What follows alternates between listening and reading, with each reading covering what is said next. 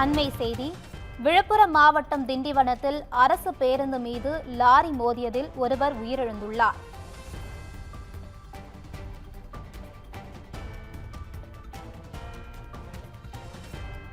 அரசு பேருந்து மீது லாரி உரசியதில் பேருந்து தலைக்குப்புற கவிழ்ந்து விபத்து ஏற்பட்டுள்ளது.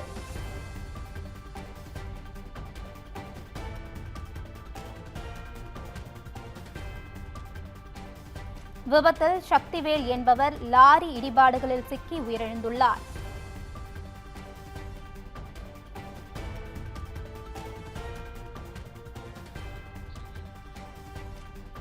காயமடைந்த பேருந்து பயணிகள் 40க்கும் மேற்பட்டோர் மருத்துவமனையில் அனுமதிக்கப்பட்டுள்ளனர். இது குறித்த தகவல்களை தருகிறார் நமது செய்தியாளர் காதர். வணக்கம் காதர், விவரங்களை பதிவு செய்யலாம். வணக்கம் ஜெயஸ்ரீ.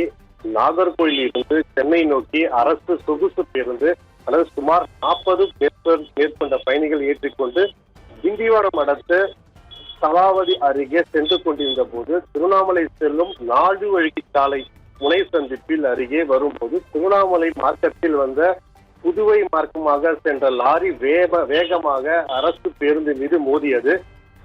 மேலும் இந்த நிலையில் அரசு பேருந்து நிலை தடுமாறி சென்னை மார்க்கமாக சென்றிருந்த அப்போதைய சென்னையிலிருந்து புதுவை நோக்கி வந்த லாரியானது மீண்டும் அரசு பேருந்து மீது மோதியது. அரசு பேருந்து தலைக்குப்புற கவிழ்ந்து விபத்தானது. இந்த விபத்தில் அரசு பேருந்தில் பயணம் செய்த 40க்கும் மேற்பட்டோர் பயணிகள் படும் காயத்துடன் திண்டிவனம் அரசு பொது மருத்துவமனையில் அனுமதிக்கப்பட்டனர். மேலும் சென்னையிலிருந்து புதுவை நோக்கி சென்ற லாரி டிரைவர் திண்டிவனம் அடுத்த கிளியூரை சேர்ந்தவர் சக்திவேல். விபத்தில் லாரி இடுபாட்டில் சிக்கி சம்பவ இடத்திலே பரிதாபமாக உயிரிழந்தார்.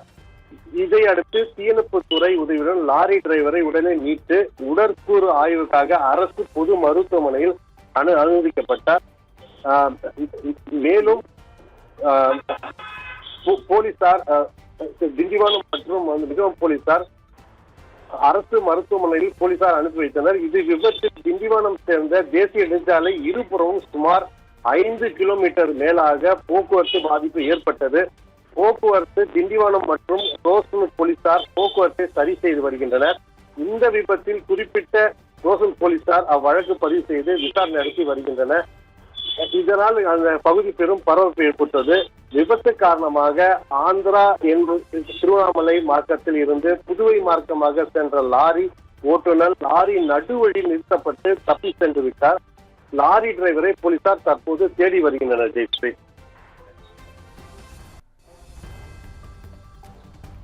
விவரங்களுக்கு நன்றி காதர்.